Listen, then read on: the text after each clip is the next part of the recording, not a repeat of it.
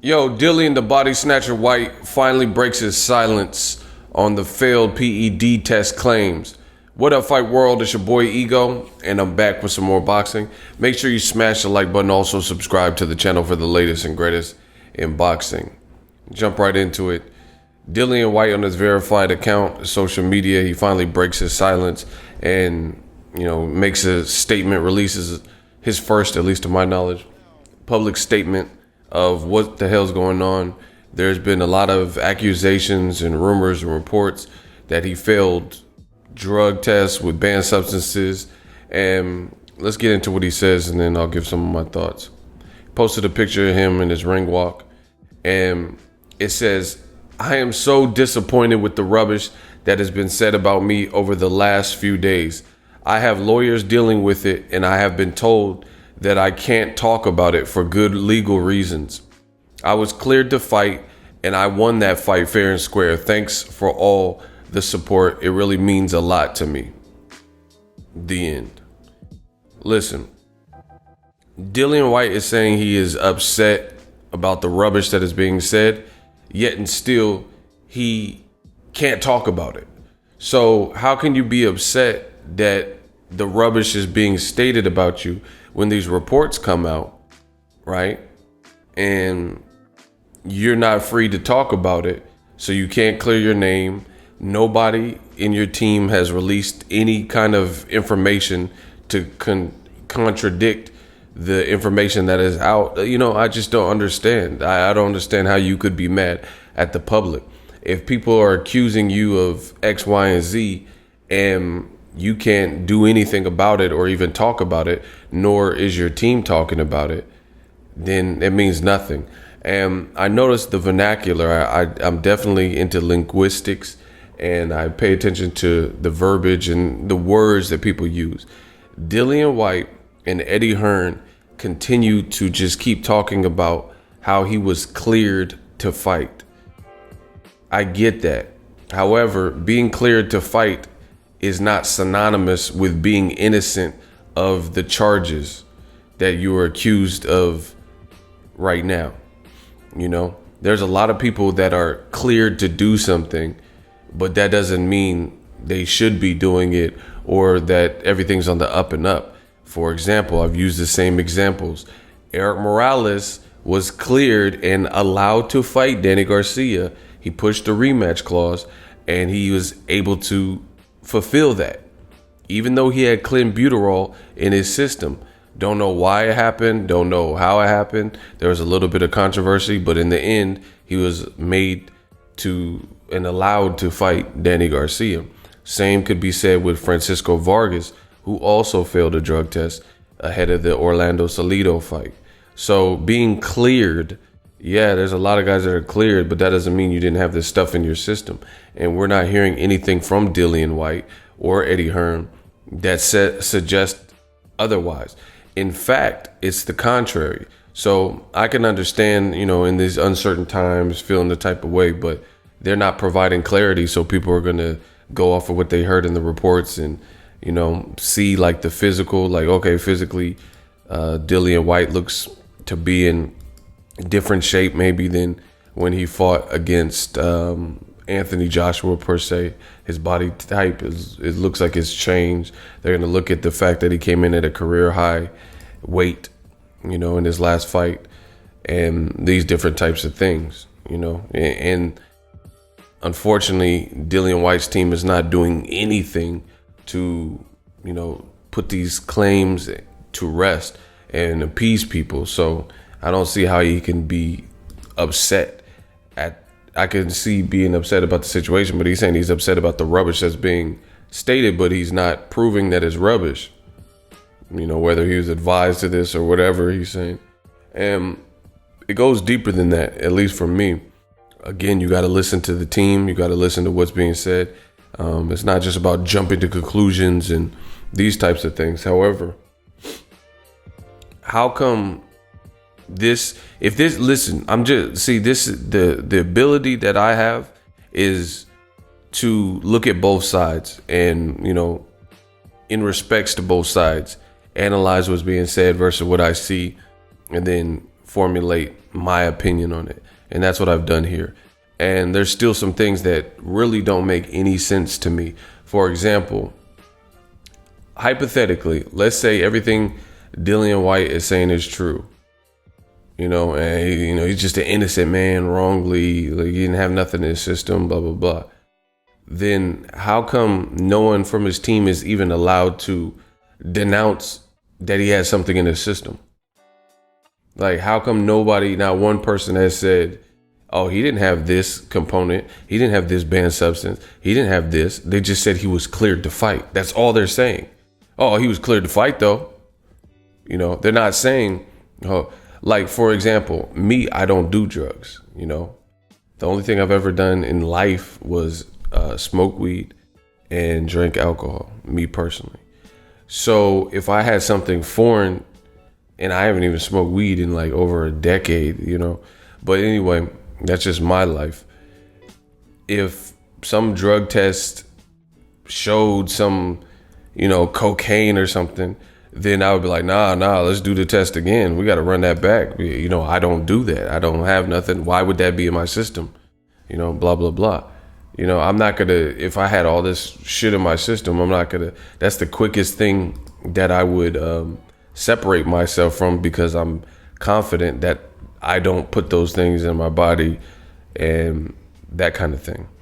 You get what I'm saying? And we haven't even heard that from Dillian Whyte. We haven't heard that from Eddie Hearn. We just keep hearing that he was cleared to fight. That doesn't really mean anything. Being cleared to fight doesn't mean it's okay. The other thing is working against Dillian Whyte is the mere fact that he's already failed a drug test in the past, So people are going to, with these reports and Dillian Whyte's team not saying much outside of he was cleared to fight. I get it. Eric Morales was cleared to fight. That don't mean he didn't have nothing in his system, And that's just the reality of it. You guys can say whatever you want. And, that's just where we're at with it until I hear some like compelling side of the story that hasn't been discussed and new revelations or something. Then yeah, people are going to speculate, including myself, because it's not looking good. And here's the other thing, like just playing devil's advocate. Let's pretend everything's on the up and up. How come it took for a reporter and a series of reports to come out for us to hear anything about a failed drug test before the fight took place? How come we didn't hear about this going into the fight? Nobody had heard about this, including Oscar Revis's team. That's another thing that definitely doesn't make sense. And at least that aspect has been confirmed by Eddie Hearn, because he was like, oh, there was a hearing. People are saying, oh, you sent Dillian Whyte out there and you made him fight and you da-da-da-da. He said there was a hearing. Eddie Hearn's on tape saying that there was a hearing and he was cleared to fight. So I didn't send him out there. He was okay to fight. And then now you have Dillian Whyte, who's not saying much of anything that Eddie Hearn hasn't already said. And he's just calling it rubbish and saying he has a gag order from lawyers, and he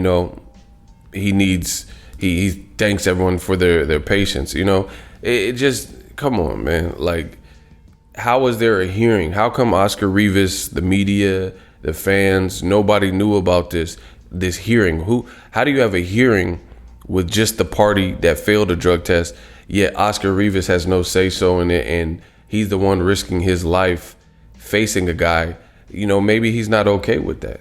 I wouldn't want to fight someone. Floyd told you back in the Pacquiao, saga first started. He said, I just want to be on an even playing field. So if I'm Oscar Revis, I don't care what he has in his system. Why would I want to fight under those terms? What if he would have got mauled or seriously hurt? Dillian Whyte has a good left hook. He has some power. So, how is he not involved in this whole hearing process? Why are we hearing about it? And as I've stated, it's always worse when you don't come forth with the information and then the information is brought forth. And that's what we're experiencing here. So once again, rematch room with a poor decision making in any case where they could have easily brought this to the forefront and let it, instead of letting someone else come out and blast you and expose this, and everyone's like, you know, gasping, like, what the fuck? What happened? Like, I thought he won fair and square. Now there's more to it. Now they're saying something with his gloves, and he had an unapproved pair of gloves and shit like that. So I don't feel 1 ounce of remorse in this situation that people are speculating, because the team is not doing a great job of putting those notions and these allegations to rest. You know what I'm saying? Like, they haven't once said, I'm innocent of the charges. I'm innocent. I've never had anything foreign in my body. They're just saying he was cleared to fight. I won fair and square. I'm cleared to fight. But that doesn't really tell you anything. You know, that's like O.J. Simpson. O.J. Simpson beat a murder case. You know, if he's like, oh, I was cleared of all charges. I was cleared of all charges. The glove don't fit. Does that mean he didn't do it? Does that mean he had nothing to do with the crime? You know, you guys answer that yourself. You know, so being cleared of charges doesn't mean shit, you know. And I don't know where the UK gets off, like what they think America is, but, you know, we are not foolish out here.